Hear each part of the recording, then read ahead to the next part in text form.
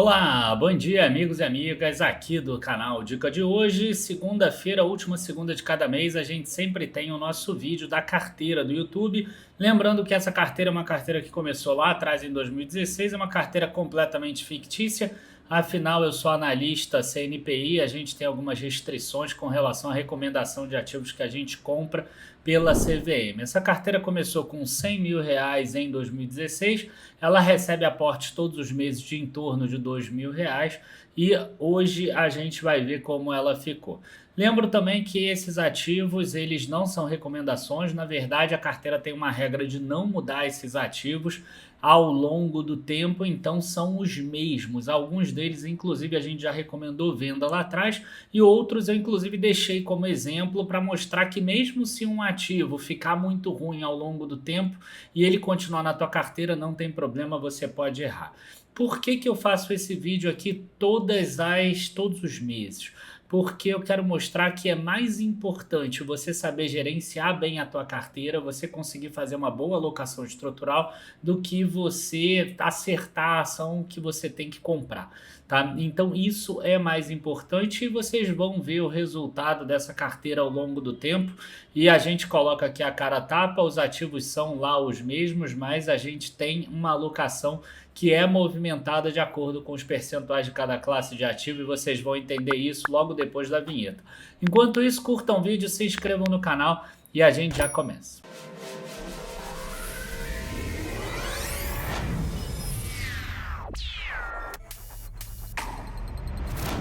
Bom, pessoal, esse eu espero que não fique um vídeo longo, mas teve muita novidade. Quem já está acostumado a ver esses vídeos, saiba que a gente tem uma playlist chamada Andamento da Carteira, então já tem lá mais de 70 vídeos, um de cada mês desde o início dessa carteira, então você pode acompanhar lá atrás. E ainda a gente teve nesse mês muitos dividendos sendo distribuídos e a gente teve algumas movimentações importantes também em fundos imobiliários em renda fixa. Como vocês sabem, essa carteira tem várias classes de ativos. Além disso, eu vou apresentar uma planilha nesse texto, nesse vídeo, que é uma planilha que você que é assinante do Dicações ou do Combo Ações Mais FIIs, você pode baixar essa planilha. Quer saber mais sobre os nossos produtos? Tá ali no link da descrição. Então, quem é assinante de Indicações, vai lá na aba planilha e vai conseguir baixar essa planilha desse vídeo daqui de hoje, tá? E aí, nesse início de todos os vídeos, eu falo um pouco sobre as novidades e depois, no final, eu mostro a planilha em que a gente faz as movimentações, mostrando por que a gente comprou o ativo A, comprou o ativo B, por que vendeu o ativo A ou vendeu o ativo B. Então, vamos lá. Primeira coisa que eu acho que é importante a gente falar é que os títulos públicos acabaram tendo uma variação positiva, né? A gente tem aí o IPCA 2045 já passando de R$ 1.107, no mês passado estava ali próximo de R$ 1.000, então foi um aumento bastante grande. Outros títulos aqui também, como o próprio Tesouro Selic, já está batendo quase R$ 12 mil, e os outros títulos que a gente tem, como são antigos, né, já estão aqui no resgatar e tiveram também variações expressivas. Então, na renda fixa, a gente passou a ter variações bastante expressivas. Com relação a fundos imobiliários, eu acho que a principal questão que a gente precisa trazer, a principal novidade, é com relação à emissão de cotas do ALZR11. A gente entrou na subscrição lá atrás. Essa subscrição, o direito de preferência ainda não gerou dividendos, então a gente não colocou. É uma subscrição que a gente percebe aqui que o fundo encerrou agora o período atual, tá, de subscrição de direito de preferência e de sobras, e ele até cita que sobraram aqui 1.257.795 novas cotas a serem ofertadas para os investidores profissionais. Então, enquanto não forem ofertadas essas cotas e eles não anunciarem o aviso de encerramento, a gente não tem o que fazer, a gente vai continuar com os nossos direitos de preferência ali e a partir do próximo mês a gente já deve receber rendimentos sobre esses direitos de preferência. Nesse mês ainda não teve. Outra coisa aqui, aí a gente já passa para ações. Itaúsa determinou o dia de pagamento desse juros sobre capital próprio de 11 centavos aqui, e esse dividendo, né, esse juros sobre capital próprio que foi informado lá atrás em março de 2022, ele vai ser pago dia 30 de agosto. Além disso, vai ser pago dia 30 de agosto também esse dividendo aqui de 1 centavo, na verdade, juros sobre capital próprio. E ainda sem data definida, um novo juro sobre capital próprio de quase 5 centavos aqui. Ela coloca a pagar até o último dia útil do ano seguinte, né, do ano que vem. Mas a gente sabe que ela deve antecipar. Esse aqui também estava até o último dia útil do ano que vem e ela antecipou para 30 de agosto. Eu imagino que ela antecipe para algum dia, ou de dezembro desse ano, ou em março do ano que vem, que são duas datas que ela costuma pagar. Com relação à Petrobras, né? Petrobras, eu acho que vocês já devem ter cansado de ver aí vídeos na internet, mas a gente vê aqui um valor de R$ 6,73, R$ 3,36 no dia 31 de agosto, R$ 3,36 no dia 20 de setembro. Olha só que interessante, né? A gente vai receber aqui 30 de agosto, aqui 31 de agosto, isso aqui é um valor grande, né? Além disso aqui, na Vale, a gente tem um valor que vai acabar sendo pago no dia 1º de setembro. E aí o valor permaneceu em R$ 3,57. Se o valor permaneceu, significa que a empresa não fez recompra de ação nesse período. Então, R$ 3,57, R$ 2,03 em dividendos, R$ 1,53 em juros sobre capital próprio. E, além disso, a gente teve também Banco do Brasil, que vai pagar quando? 31 de agosto. Então, eu até botei o título do vídeo aí, né, a semana dos dividendos, exatamente por causa disso. Tá? A gente tem todas as empresas divulgaram dividendos e pagamento 30 de agosto, 31 de agosto e 1 de setembro. E a gente ainda tem a Alupar na carteira, que lá atrás ela tinha determinado 30 de maio, 31 de agosto e 30 de novembro, se eu não me engano, alguma coisa nesse sentido. Então tem também um 31 de agosto da Alupar. Então vão ser 5 empresas de 10 da nossa carteira, na verdade 9 que poderiam distribuir dividendos, uma delas já entrou em recuperação judicial e eu deixei na carteira de propósito, mas das 9, 5 distribuindo exatamente no mesmo dia. Tá? Além disso, a gente ainda teve aqui Klabin também, e que essa sim, essa já pagou. Foi realizado o pagamento dia 11 de agosto, as ações ficaram ex-dividendos no dia 2 de agosto de 2022. Então vocês vejam que a gente teve muitas empresas anunciando dividendo, pagando dividendo, e isso é importante para a nossa bola de neve da nossa carteira. Até porque a gente vê elas pagando dividendo e depois elas retornando aos valores de cotação anteriores, porque são empresas que estão distribuindo dividendos de algo que elas estão realmente produzindo e elas estão crescendo. Outras coisas aqui que eu acho que é importante é o seguinte, a gente falar que a Petrobras colocou de novo à venda os ativos de refino e logística, tá? Então aqui a gente pode ter uma entrada de capital na Petrobras importante. E além disso, a gente viu revisão das projeções do Banco do Brasil. O Banco do Brasil foi a ação que mais subiu da carteira, e com razão, né? Porque ela acabou anunciando um lucro líquido de 7,5 bilhões e logo depois ela anunciou projeções revisadas que vão de 27 a 30 bilhões de lucro líquido ajustado. Então, a projeção anterior era de 23 a 26, a menor projeção atual já é maior do que a maior projeção anterior, né? Inclusive, ela aumenta aqui, ó, carteira de crédito, ela aumenta principalmente carteira do agronegócio, ela aumenta a receita de prestação de serviços e a despesa administrativa fica mais ou menos constante. A única coisa que piorou um pouquinho foi a provisão de crédito ampliada, até porque é normal, né? Se você aumenta a tua carteira de crédito, é mais normal do que nunca que aumente a provisão de crédito em bilhões de reais. O mercado gostou muito das novas projeções do Banco do Brasil. Banco do Brasil se mostrando mais eficiente até mesmo do que Itaú e Bradesco e Santander. Quem diria isso, né? A empresa estatal trabalhando melhor do que as empresas privadas. E aí a gente pode passar aqui para a planilha e eu vou aproveitar para colocar aqui primeiro o resultado, que esse mês a gente teve um aumento bastante expressivo do Ibovespa, subindo 12%, E como acontece normalmente, a nossa carteira acaba tendo um beta menor, porque ela investe uma parte em renda fixa, uma parte em internacional, que inclusive caiu de valor aqui, a internacional, e uma parte em fundos imobiliários. Mesmo assim, a parte de ações aqui, a gente vai ver que ela não cresceu tanto. Tá? Ela cresceu muito menos do que os 12%, cresceu aqui alguma coisa perto de 8%, na verdade 7,87%. Não tem problema nenhum, pelo menos na minha visão não tem problema nenhum, isso aí é coisa normal, isso acontece, isso não tem problema nenhum. Se a gente olha os preços aqui, ó, a gente vai ver que Vale aqui se manteve estável, Ser Educacional se manteve estável, a Lupar subiu, mas menos do que 12%. Né? O que subiu mais do que 12% foi Klabin, a Saraiva, que está em recuperação judicial, que é uma empresa que virou exemplo na carteira só. Hoje ela não representa mais nada, ela representa R$ 109 reais, de um total de 431 mil, quer dizer, se ela virar zero não muda nada mais na carteira.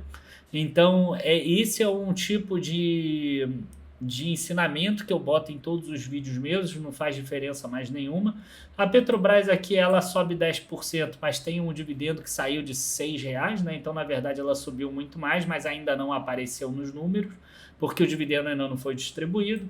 E aqui sim a gente tem um crescimento forte do Banco do Brasil.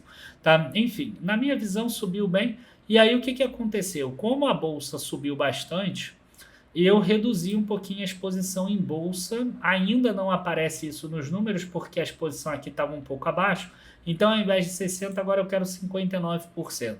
E aí eu aumentei renda fixa de 13 para 14, a gente vê que ainda está um pouco abaixo, ainda está em 13,5, mas isso já dá um indicativo que o aporte desse mês, depois dessa alta da bolsa, foi em renda fixa. Ah, isso significa que eu não acredito que a bolsa vai subir? Não, pelo contrário. Eu ainda estou exposto 4 vezes mais em bolsa do que em renda fixa. Se você incluir o internacional, estou exposto quase 5 vezes mais em bolsa do que em renda fixa.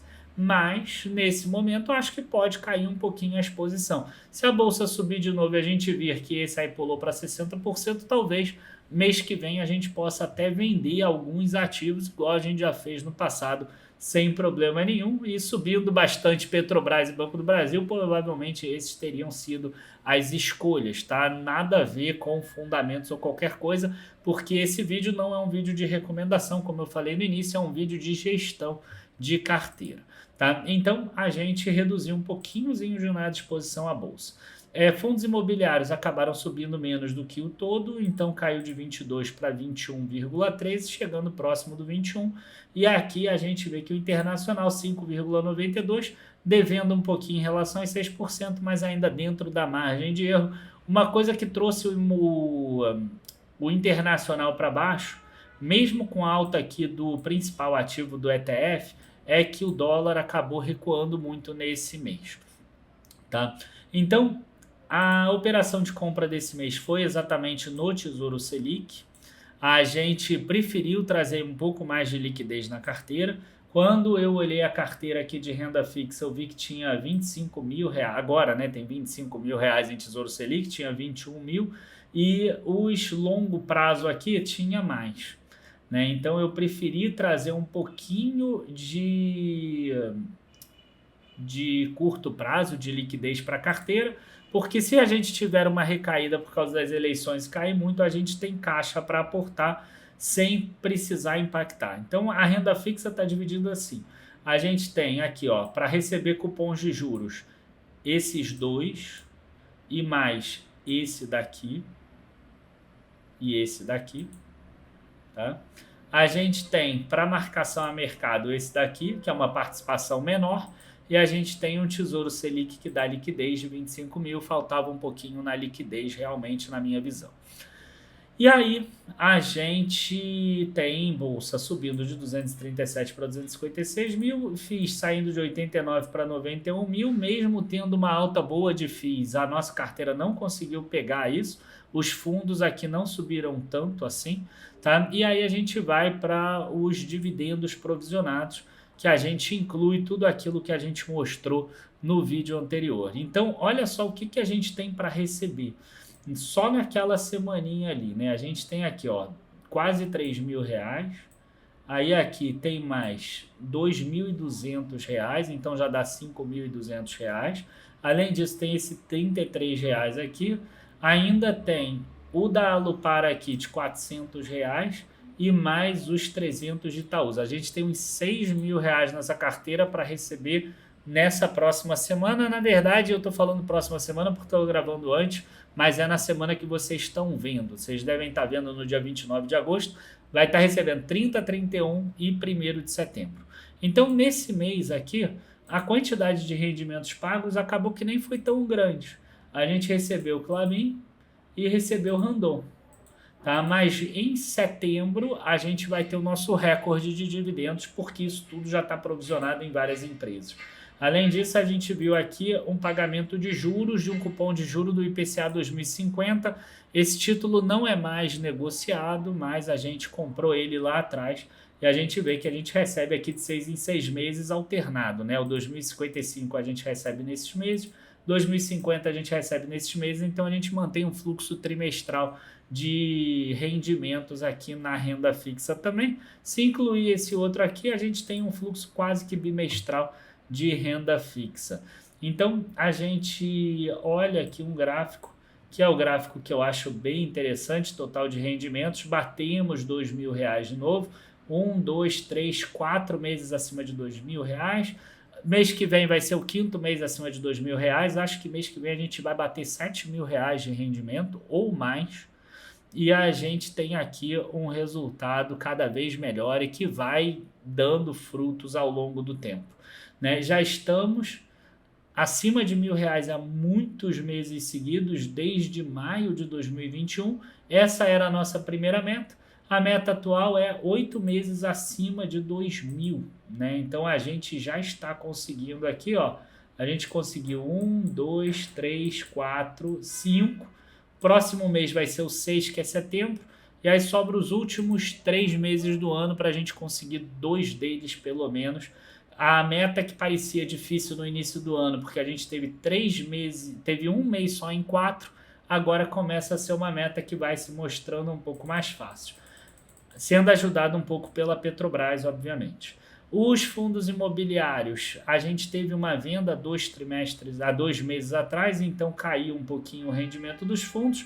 Como a gente participou da subscrição do ALZR, em breve a gente deve ver uma nova alta aqui dos valores. Nesse mês agora, a gente teve uma queda, tá, dos dividendos do GGRC11.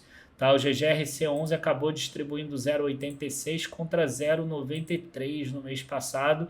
O VRTA também caiu de 1,25 para 1,10 e isso impactou bastante a nossa distribuição aqui em termos de fundo imobiliário, mas você vê, nada de diferente do que já aconteceu no passado.